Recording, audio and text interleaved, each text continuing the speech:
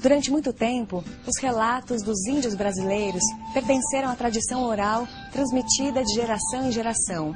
Por causa disso, eles não eram vistos como protagonistas de nossa literatura. Nos últimos anos, essa história começou a mudar e os índios passaram a produzir também uma literatura escrita. O Entre Linhas foi conferir o primeiro sarau das poéticas indígenas que aconteceu na Casa das Rosas, em São Paulo. O evento mostrou a diversidade dessa produção e discutiu a questão: a poética indígena é literatura?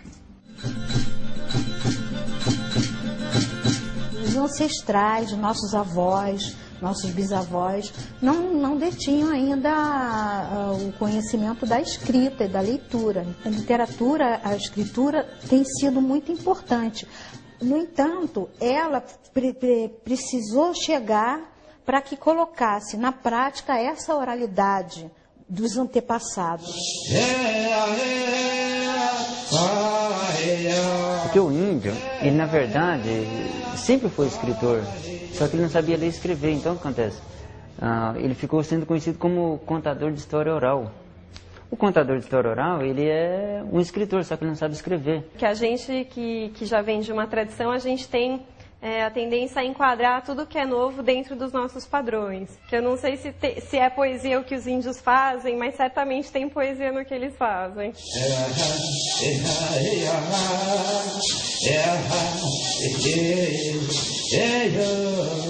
Nós vimos dentro dessa nossa cultura que precisávamos escrever nossas histórias, registrar as nossas fotos, recontar nossa história. Por quê? Porque vinham outras pessoas contando, e não os indígenas, ou os netos, filhos dos indígenas.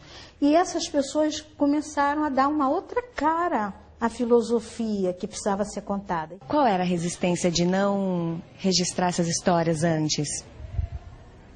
É porque sempre tinha medo. E ainda temos hoje ainda também.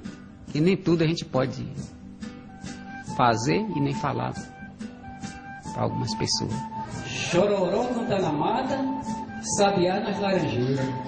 Canta, canta zabelê na subida da ladeira. Então a gente reuniu índios aldeados, tanto em zonas rurais ou urbanas, e que praticam a poesia ou a prosa dentro do seu contexto tradicional. Né? Então, seja nos seus rituais religiosos, ou até canções de trabalho, ou orações, cosmologia, né? Mas que tem essa característica de não haver uma dissociação da poesia e a prosa do cotidiano e de outras esferas da vida social. Lá de cima da ladeira eu avistei a natureza. Canta, canta, pataxó, em louvor nossa beleza. Canta, canta. O segundo grupo são realmente os autodeclarados escritores indígenas, né, que são já um grupo de 20 a 30 índios no Brasil, que em geral já vivem nas grandes metrópoles, adotaram a escrita, publicam livros, fazem palestras, têm blog, têm Orkut, vivem disso. E o terceiro grupo são os escritores indianistas. Então, que desde o início do contato, desde a colonização, talvez o primeiro tenha sido o próprio Padre Anchieta, escrevem sobre os índios, sobre o contato e, ao mesmo tempo, são influenciados pela cultura indígena.